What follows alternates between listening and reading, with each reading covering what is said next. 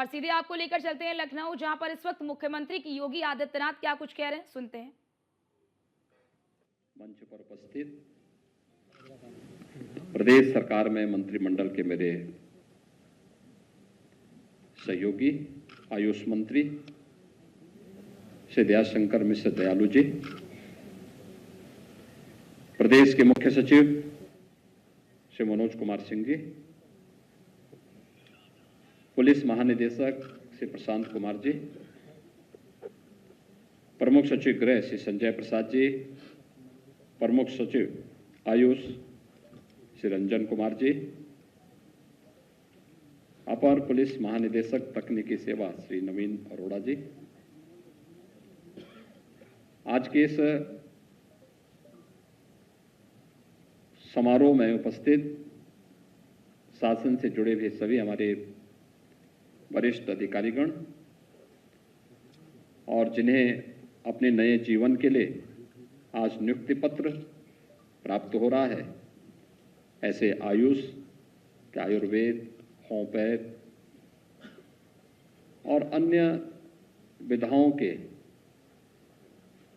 जो यहाँ पर आज professor, associate professor, assistant professor, चिकित्सा अधिकारियों और एफएसएल लैब्स के टेक्निकल स्टाफ को जो नियुक्ति पत्र वितरित हो रहा है, उसके लिए उपस्थित सभी हमारे सफलतम अभ्यर्थीगण, उनके परिवार के सभी अभिभावकगण, उपस्थित बहनों और भाइयों, मैं सबसे पहले आप सबको इस नियुक्ति पत्र वितरण समारोह के अवसर पर हृदय से बधाई देता हूं।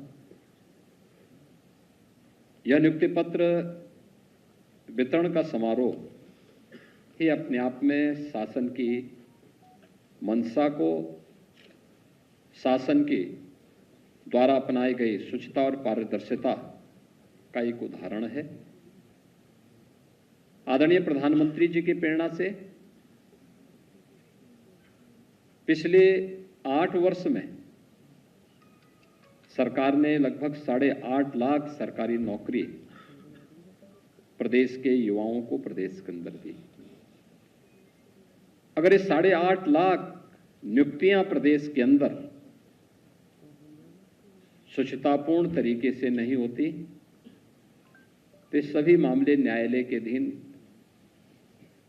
गए होते और एक भी नियुक्ति की प्रक्रिया पूरी नहीं हो पाती। आज यहां पर हम लोगों ने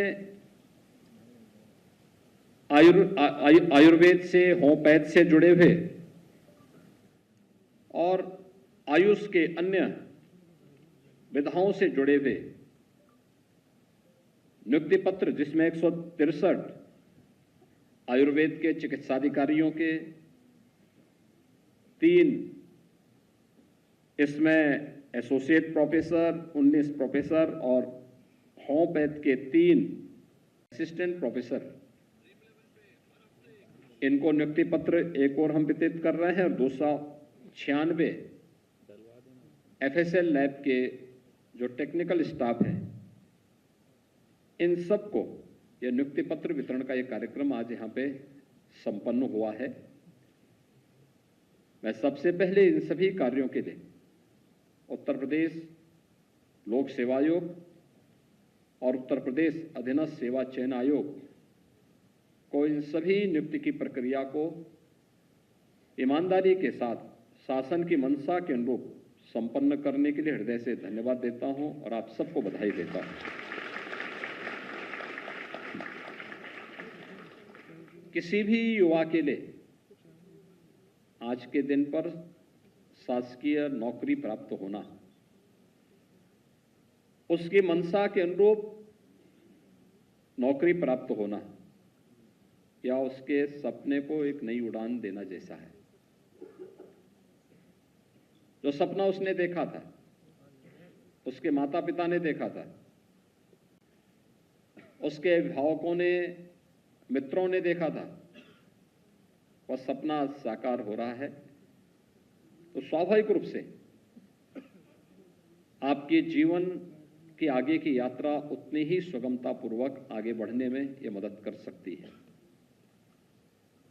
याद करिए आज से 8 वर्ष पहले यही आयोग, चाहे वह उत्तर प्रदेश लोक सेवा आयोग रहा हो, उत्तर प्रदेश अधीनस्थ सेवा चयन आयोग रहे हों, उत्तर प्रदेश पुलिस भर्ती बोर्ड रहा हो, इन सब की स्थिति क्या हुआ करती थी।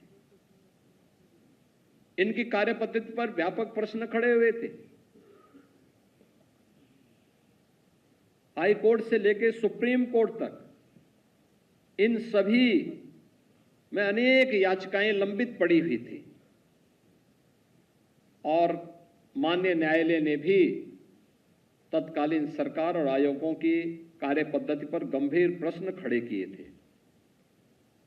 पिछले 8 वर्ष में हम लोगों ने 1,56,000 पुलिस कार्मिकों को पुलिस सेवा में लिया है और 60,200 की भर्ती की प्रक्रिया भी संपन्न करते हुए उन्हें ट्रेनिंग के लिए जाने की उनकी तैयारी हो रही है। यानी इतने बड़े पैमाने में केवल पुलिस में ही भर्ती हुई है और जितनी पुलिस में भर्ती हुई है उतने ही हम लोगों ने शिक्षक भी बनाए हैं प्रदेश के अंदर। इसी दौरान अन्य सभी विभागों में नियुक्ति की प्रक्रिया को इसी तत्परता के साथ आगे बढ़ाने का कार्य हुआ है और आज उसी का परिणाम है कि जब अच्छे और प्रशिक्षित दक्ष कार्मिक किसी शासकीय सेवा का हिस्सा बनते हैं या किसी प्रतिष्ठान का हिस्सा बनते हैं, किसी भी सेवा का हिस्सा बनते हैं, उसकी कार्य पद्धति में उतनी ही तेजी देखने को भी मिलती है। यह वही प्रदेश था 8 वर्ष पहले जो बीमारू कहा जाता था, क्योंकि उस समय बीमारू राज्य नहीं था, बीमारू तत्कालीन व्यवस्था थी, तत्कालीन सरकारों की कार्यपद्धति बीमार थी और इसलिए वो अनिर्णय का शिकार थी, कोई रिजल्ट नहीं दे पाती थी। समाज का हर तबका उससे तबाह रहता था। आज सरकार की कार्यपद्धति जिस तत्परता के साथ निर्णय लेने की है, जितनी शुचितापूर्ण, पारदर्शितापूर्ण और ईमानदारी पूर्वक उसे लागू करने की है, उसके परिणाम भी उतनी ही ईमानदारी से, उतनी ही तत्परता के साथ, उतनी शुचितापूर्ण और पारदर्शी तरीके से उसके परिणाम भी हम सबको देखने को मिलते हैं। और यही परिणाम आज नए भारत के, इस नए उत्तर प्रदेश का निर्माण कर रही है। इन नए भारत का नया उत्तर प्रदेश जो आज स्वयं बीमार नहीं है और देश के विकास में भी बैरियर नहीं बना है, बल्कि भारत की इकोनॉमी को, भारत की अर्थव्यवस्था को एक ग्रोथ इंजन के रूप में सपोर्ट करने को अपने आप को तैयार कर रही है। और यही तो प्रधानमंत्री मोदी जी की मंशा थी कि उत्तर प्रदेश देश की आबादी का सबसे बड़ा राज्य है। उत्तर प्रदेश देश के विकास में एक सहायक के रूप में खड़ा हो। और मुझे बताते हुए प्रसन्नता है कि हर एक क्षेत्र में उत्तर प्रदेश ने इन 8 वर्षों में जो सफलता प्राप्त की है, उन अच्छे कर्मचारियों की नियुक्ति, जो कर्मचारी पहले, जो अधिकारी और कर्मचारी पहले से थे, उनकी कैपेसिटी बिल्डिंग के माध्यम से उन्हें आगे बढ़ा करके, प्रोत्साहन दे करके आज जो परिणाम हमारे सामने है, आज हर एक क्षेत्र में उत्तर प्रदेश आगे बढ़ता हुआ दिखाई दे रहा है। महाकुंभ की सफलता, जिस भी विभाग के कार्मिक वहां तैनात थे, जो भी आया देश और दुनिया से, सबने उसकी तारीफ की, सबने कहा कि बहुत अच्छा था। और केवल एक उसके लिए नहीं, स्वाभाविक रूप से पब्लिक का संवाद, आम जन जिन सेवाओं के साथ जुड़ा हुआ है उसकी तारीफ करेगा। लेकिन जिस क्षेत्र में जाते थे, जो सपना उसने देखा था, उसके माता पिता ने देखा था, उसके अभिभावकों ने, मित्रों ने देखा था, वह सपना साकार हो रहा है, तो स्वाभाविक रूप से आपके जीवन की आगे की यात्रा उतनी ही सुगमतापूर्वक आगे बढ़ने में यह मदद कर सकती है। याद करिए, आज से 8 वर्ष पहले यही आयोग, और ये विभाग तो अलग अलग थे, सभी विभाग अलग अलग कार्य कर रहे थे, लेकिन उस पूरे विभाग की मॉनिटरिंग एक जगह से होती थी और यही टीम वर्क जब एक साथ कार्य करता है तो महाकुंभ जैसी सफलता को हमें प्रदान करता है। और यही प्रयागराज के अंदर हम सब ने देखा है, यही हम अपने दैनिक जीवन में भी देखते हैं। हमारे दैनिक जीवन में भी यही सब कुछ हमें देखने को मिलता है। कुंभ प्रयागराज में हो रहा था, लेकिन कुंभ में क्या गतिविधियां हो रही थी, कैसे कैसे वहां कार्य हो रहे हैं, उसकी निगरानी हम यहीं से बैठ करके भी कर रहे थे। क्योंकि आज टेक्नोलॉजी इतनी आगे बढ़ चुकी है, अब हर एक गतिविधि को आप अवलोकन कर सकते हैं। और हम लोग एक एक गतिविधि को देखते थे, फिर यहां से बताते भी थे कि भाई देखो यहां पे ये चीजें हैं, यहां पे ये चीजें हैं। हमें अपनी विभागीय कार्य पद्धति को भी आगे बढ़ाने में इस प्रकार के टेक्नोलॉजी का उपयोग करके उसको एक सहायक के रूप में उपयोग किया कर सकते हैं और उसको और अच्छा बना सकते हैं। मैं आज आपसे केवल एक बात ही कहना चाहूंगा, जो ये आज नियुक्ति पत्र आपको प्राप्त हो रहा है आयुष विभाग से, आयुर्वेद होम्योपैथ के साथ साथ एफएसएल लैब्स के, ये दोनों विभाग बहुत महत्वपूर्ण विभाग हैं। आयुष जिसमें आयुर्वेद है, योग है, नेचुरोपैथी है, यूनानी है, सिद्धा है, इन सभी को मिलाकर के प्रधानमंत्री मोदी जी के आने के बाद देश के अंदर उन्होंने एक नया मंत्रालय ही इसके लिए गठित किया। ट्रेडिशन मेडिसिन की उन्होंने एक नई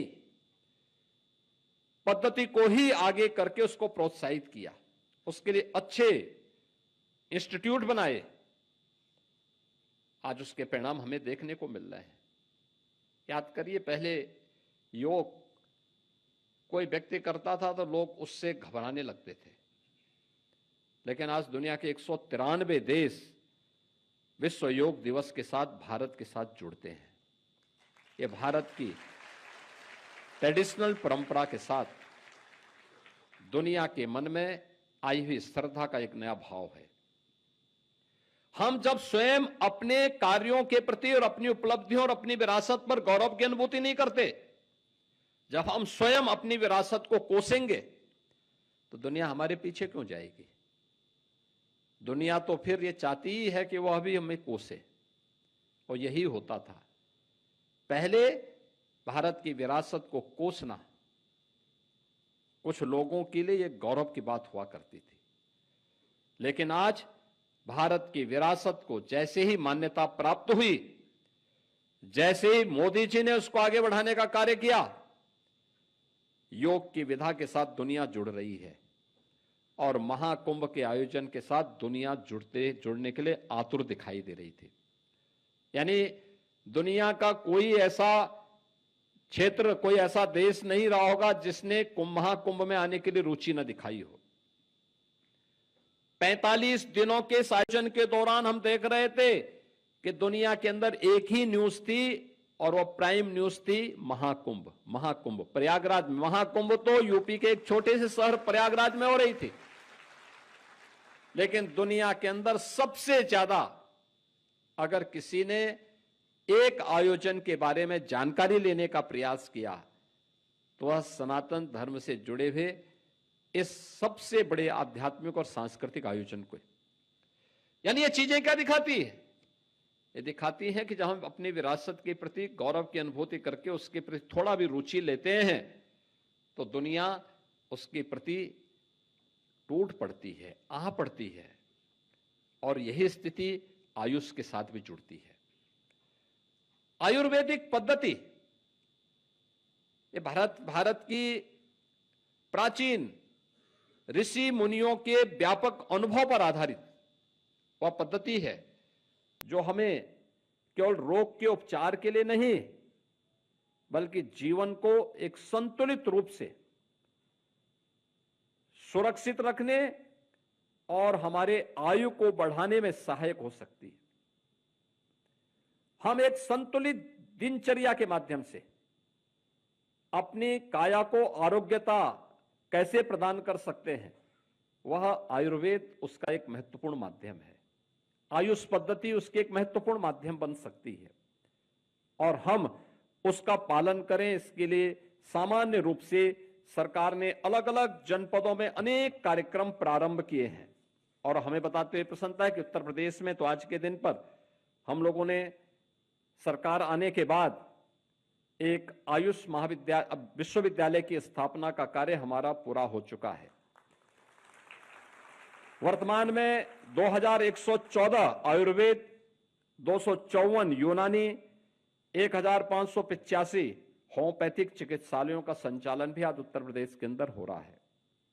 और लखनऊ पीलीभीत में यहां पर हम लोग आयुष की यहां पे निर्माणशाला का निर्माण यहां पे उनके निर्माणशालाओं के भी निर्माण की कार्रवाई की अंतिम चरणों में वहां पे चल रही है। 15 जनपदों में 50 शैय्या के इंटीग्रेटेड आयुष हॉस्पिटल्स की स्थापना और उसका संचालन प्रारंभ हो चुका है। 3 जनपदों में इसके निर्माण का कार्य प्रगति पर है और मैं विश्वास है कि बहुत शीघ्र हम इससे आगे बढ़ा पाएंगे। 1034 आयुष्मान आरोग्य मंदिरों की स्थापना पहले से हो चुकी थी जो संचालित हैं और इसके साथ ही 225 आयुष चिकित्सालयों में योग एंड वेलनेस सेंटर को भी प्रारंभ किया गया है। 395 राजकीय आयुष चिकित्सालयों का निर्माण का कार्य या प्रगति पर है। 551 आयुष जिसमें आयुर्वेद, यूनानी और होम्योपैथिक चिकित्सालयों को उसके उच्चीकरण की कार्रवाई को भी आगे बढ़ाने का काम हो रहा है। यानी आयुष के क्षेत्र में जो एक कार्य है, आपके पास भी बहुत सारी चीजें देखने को आपको मिलेंगी। याद रखना, हम केवल आयुर्वेद की टैबलेट पे ही विश्वास न करें। बहुत सारी ऐसी पद्धतियां, देसी पद्धतियां होंगी, उसके बारे में भी हमें जानकारी जुटानी चाहिए। तो ये जानकारी मिलेगी आपको पुराने वैद्यों के साथ मिलकर के, गांवों में जो बुजुर्ग हैं उनके साथ मिलकर के, जिसको हम दादी के नुस्खे के रूप में बोलते थे या गांव के किसी बुजुर्ग के द्वारा समय समय पर इस प्रकार की उपचार की पद्धति वहां पर अपनाई जाती थी। उसके पीछे कुछ तो रहा होगा। टैबलेट उसका एक रिफाइंड रूप है, लेकिन हमें उसके बारे में भी जानकारी लेकर के और उस ज्ञान को सुरक्षित करना होगा, देखना होगा कैसे ये चीजें आगे बढ़ सकती हैं। और ये बहुत सारे हमारे दैनिक जीवन में बहुत सारी ऐसी चीजें देखने को मिलती हैं। आप सामान्य रूप से भी देख सकते हैं। मैं एक बात देखता हूं, सामान्य रूप से आप देखते होंगे कि अगर आप किसी गाय को शहर की कोई ऐसी चीजें खिलाएंगे जो चीजें बहुत अच्छी स्वादिष्ट न हो, कोई इस प्रकार की चीजें हो जिसमें सड़ा गला सामान हो या कोई ऐसा खराब सामान हो, खा तो लेगी भूखे, लेकिन उसके दूध पे भी उसी प्रकार की महक आपको देखने को मिलेगी। आप मार्केट का चौकर जो बहुत क्वालिटी का ना हो खिलाएंगे, उसके दूध पे इसका असर पड़ेगा।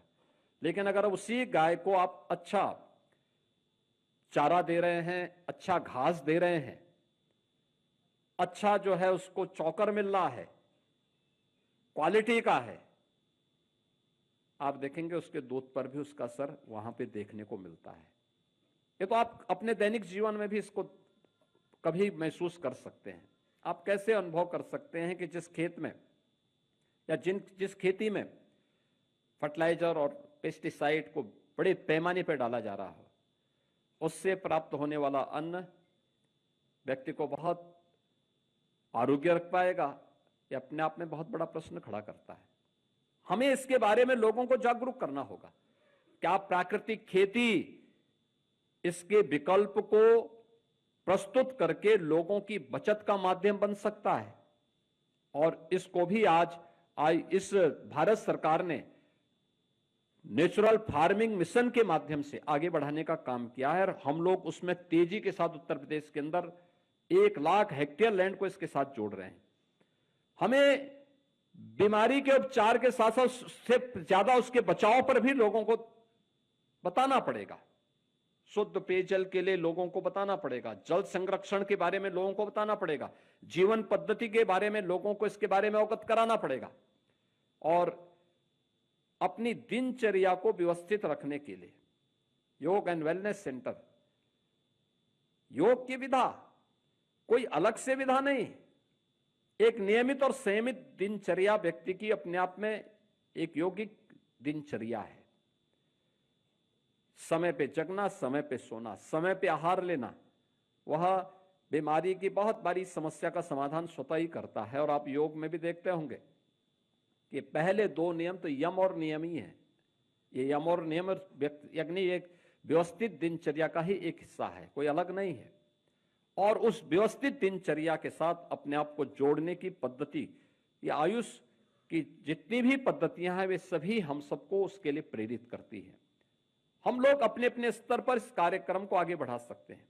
और इसीलिए मैं आयुष से जुड़े हुए आप सभी लोगों को, जो प्रोफेसर के रूप में, एसोसिएट प्रोफेसर, असिस्टेंट प्रोफेसर या फिर एक चिकित्सा अधिकारी के रूप में जिन्हें आज यहां नियुक्ति पत्र प्राप्त हुआ है, उन सबसे कहूंगा कि नियुक्ति पत्र प्राप्त होने के पहले अक्सर हम देखते हैं कि लोग बहुत बार आते हैं, कहते हैं साहब नियुक्ति पत्र एक बार मिल जाए, और नियुक्ति पत्र मिलने के बाद वे लोग ये मानते हैं साहब ये तो मेरा अधिकार था, अब ड्यूटी ना करना मेरा दूसरा अधिकार हो गया है।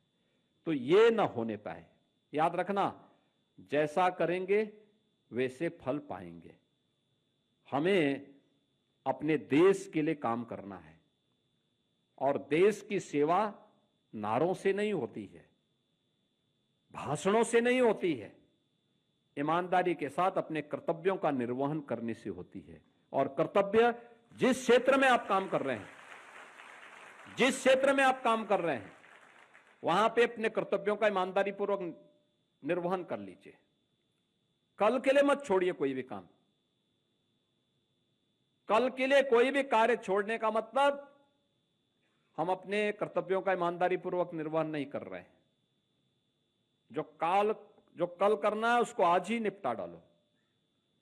अगर आप इस तत्परता के साथ निर्णय लेंगे तो जनता भी आपकी कार्य पद्धति को खुशी खुशी स्वीकार करेगी, और जिस क्षेत्र में आप काम करेंगे उसमें सफलता की नई ऊंचाइयों को आप छूने का काम करेंगे। आज आयुष के क्षेत्र में बहुत संभावनाएं हैं, और मैं बार बार कहता हूं, ये हेल्थ एंड वेलनेस सेंटर जो बनाए जा रहे हैं, जो प्रधानमंत्री जी की एक परिकल्पना है, हर गांव को आरोग्यता के लक्ष्य को प्राप्त करने के लिए हेल्थ एंड वेलनेस सेंटर, हमारे आयुष के सेंटर, आयुर्वेद हॉस्पिटल, और जो हमारे अन्य आयुष के जो कॉलेजेस हैं, यूनिवर्सिटीज हैं, ये संस्थान अपने आप में हेल्थ टूरिज्म के नए अड्डे बन सकते हैं। याद रखना, उत्तर प्रदेश में इसके लिए व्यापक संभावना है। इतना पर्याप्त जल संसाधन, इससे अच्छी उर्वरा भूमि दुनिया के अंदर कहीं नहीं मिलने वाली है। और आयुष के लिए यह शुद्ध वातावरण सबसे अनुकूल वातावरण माना जाता है। आप इसके साथ थोड़ा भी जोड़ करके प्रयास करेंगे तो हेल्थ टूरिज्म का, जैसे हमने यूपी को स्पिरिचुअल टूरिज्म में आज दुनिया में नंबर 1 स्थान पर ला करके खड़ा कर दिया है। ये पहले भी संभावना थी, ऐसा नहीं कि पहले संभावना न रही हो, लेकिन पहले रुचि नहीं थी। पिछली सरकारों में रुचि का अभाव था। वे अपनी विरासत पर नहीं, वे आक्रांताओं के नकारात्मक भाव को महिमामंडित करते थे। और वर्तमान में सरकारें, डबल इंजन की सरकार, विरासत का सम्मान करते हुए उस पर गौरव की अनुभूति करके उन्हें अच्छे अच्छे कॉरिडोर के माध्यम से जोड़ करके, सुविधाओं के साथ जोड़ करके जो कार्य कर रही है, परिणाम है स्पिरिचुअल टूरिज्म में उत्तर प्रदेश नंबर 1 हुआ।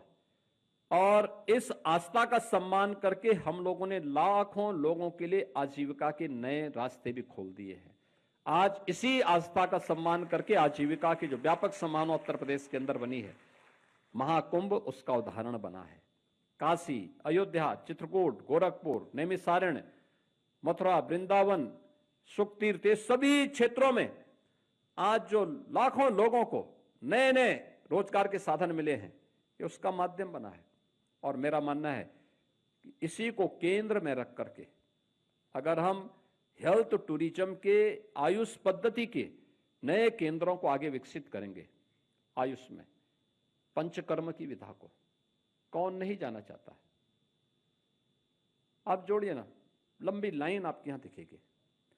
योग के कार्यक्रमों को आप देख सकते हैं, कितनी रुचि के साथ लोग उसमें भाग लेने का प्रयास करते हैं। अलग अलग सेंटर आप स्थापित करिए, एक बड़ी संख्या होगी योगासन के लिए, प्राणायाम के लिए, ध्यान की प्रक्रिया के लिए, नई नई विधाएं आप उसमें दे सकते हैं।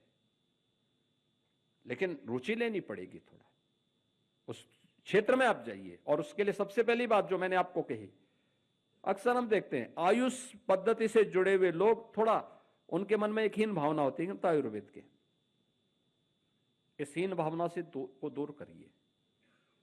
जैसे हम लोगों ने महाकुंभ के आयोजन के साथ 19 के पहले लोग हमसे पूछते थे, बोलते थे क्या कुंभ का आयोजन करेंगे?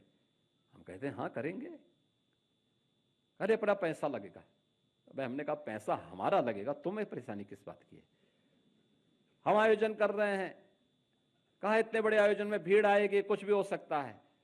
मैंने कहा कुछ भी नहीं होगा, हम लोग करेंगे, कुछ भी नहीं होना है। हम ये मान करके चलते हैं, हम अच्छा नियत से काम करेंगे, परिणाम हमारे पक्ष में आएगा। और आपने देखा होगा 19 प्रयागराज कुंभ ने और महाकुंभ प्रयागराज 25 ने उत्तर प्रदेश को एक नई पहचान दिलाई है। ऐसे ही रिस्क तो लेना पड़ेगा जीवन में। लोग आपके बारे में बहुत सारी, लेकिन ये तब हुआ जब हमने अपनी विरासत के प्रति सम्मान का भाव रखा। ऐसे ही आयुर्वेद के प्रति, योग के प्रति, नेचुरोपैथी के प्रति या इन ट्रेडिशनल मेडिसिन के प्रति आपके मन में जितना श्रद्धा का भाव होगा, जितना आप उसको श्रद्धा भाव के साथ आगे बढ़ाने का प्रयास करेंगे, उसकी नई नई विधाओं में आप टूरिज्म के नए सेक्टर का विस्तार देने में सफल हो सकते हैं। हर जनपद में, हर विकासखंड स्तर पर अगर आप इस दिशा में कार्य करेंगे तो नए रोजगार के सृजन में ये मदद कर सकता है। वैसे ही मदद कर सकता है जैसे आज वन डिस्ट्रिक्ट वन प्रोडक्ट के माध्यम से हम लोग प्रदेश के अंदर अलग अलग जनपद में ढेर सारे रोजगार के साथ साथ एक्सपोर्ट के एक नए हब के रूप में स्थापित करने में हमें मदद मिली है। दूसरा पक्ष है जो आज यहां पे एफएसएल लैब्स के लिए टेक्निकल स्टाफ को भी नियुक्ति पत्र वितरित किया गया है, जिसमें 96 कनिष्क प्रयोगशाला सहायकों को नियुक्ति पत्र वितरित किया गया है। 1 जुलाई 2024 को पूरे देश के अंदर 3 नए कानून लागू किए गए हैं और 3 नए कानून में जो सबसे बड़ी भूमिका होने जा रही है वह इन एफएसएल लैब्स की होनी जा रही है। और इसी को ध्यान में रख करके हम लोगों ने तय किया था। यानी उत्तर प्रदेश में पहले केवल 4 एफएसएल लैब्स थी, हमने 8 और बनाई, अब 12 हैं। अब 12 के बाद 6 वर्तमान में निर्माणाधीन है, कुछ अन्य कोई निर्माण की प्रक्रिया के साथ हम जोड़ रहे हैं। हमारा प्रयास है कि हर रेंज स्तर पर, यानी जो वर्तमान में उत्तर प्रदेश का कमिश्नरी का ढांचा है, इनमें तो एफएसएल लैब हो ही, लेकिन साथ साथ इन सब को जोड़ने के लिए हम लोगों ने प्रदेश के अंदर एक Uttar Pradesh state forensic institute की भी स्थापना की है और एक बहुत अच्छा काम शुरू हुआ है। अच्छी दिशा में कार्य करना सुशासन की पहली शर्त है कि हमारे यहां कानून का राज हो, सुरक्षा का एक बेहतर वातावरण हो। और कानून का राज स्थापित करने के लिए आवश्यक है किसी भी पीड़ित को समय से न्याय मिले, किसी भी अपराधी को समय पे हम साक्ष्यों के आधार पर कटघरे में खड़ा करें, किसी निर्दोष के खिलाफ कार्रवाई न हो बल्कि किसी दोषी को हम साक्ष्य के आधार पर सजा करा सकें। और इसमें जो सबसे बड़ी भूमिका होने जा रही है वह एफएसएल लैब्स की होने जा रही है। खासतौर पर जो हीनियस क्राइम है, 7 वर्ष से ऊपर की सजा में जहां पर एफएसएल के साक्ष्य आवश्यक है, वहां पे तत्काल इन कार्यक्रमों को आगे बढ़ाने के लिए हम लोगों ने पहले ही तय किया है कि हर एक जनपद में 2-2 हमारे पास मोबाइल ऐसी लैब हों जिनको हम तत्काल घटना स्थल पर भेज सकें। और इसके लिए सरकार के स्तर पर व्यापक तैयारियां चल रही हैं। लेकिन हमारे पास समस्या ये थी कि टेक्निकल स्टाफ का अभाव रहता था। अब तो आपके पास फॉरेंसिक इंस्टीट्यूट भी उत्तर प्रदेश के अंदर आ चुका है, यहां पे डिप्लोमा भी और डिग्री के भी अनेक कोर्सेज प्रारंभ हुए हैं। तो यह एक नया माध्यम है। दूसरा, इनकी कैपेसिटी बिल्डिंग के लिए भी अनेक कार्यक्रम किए जा रहे हैं। और मैं चाहूंगा कि इस दिशा में और तेजी के साथ हम इसको आगे बढ़ाएं, क्योंकि जो भी अगले 10 वर्ष तक जो भी कार्मिक यहां से आएंगे निकलेंगे, जो भी यहां से इस हमारे स्टेट फॉरेंसिक इंस्टीट्यूट से जो भी छात्र यहां से निकलेंगे, उनके लिए नौकरी की देश में और दुनिया में नौकरी की कमी नहीं रहेगी। किसी भी फील्ड में उनके लिए नौकरी की कमी नहीं रहने वाली है। उन्हें अपने आप को अभी से तैयार करना होगा, इंस्टीट्यूट को अच्छा करना होगा, एफएसएल लैब्स को तेजी के साथ आगे बढ़ाना पड़ेगा। हमें मोबाइल फॉरेंसिक लैब को भी उसको विस्तार देना पड़ेगा, जिससे प्रधानमंत्री जी की मंशा के अनुरूप 3 नए कानून को हम प्रभावी ढंग से आगे बढ़ा सकें। और इसके लिए जो 93 आज यहां पर इन सभी जो लैब टेक्नीशियंस हैं, इनको नियुक्ति पत्र भी वितरित किया जा रहा है। उनसे भी मैं यही कहूंगा कि पूरी तत्परता के साथ जांच के अनावश्यक पेंडिंग्स न हो।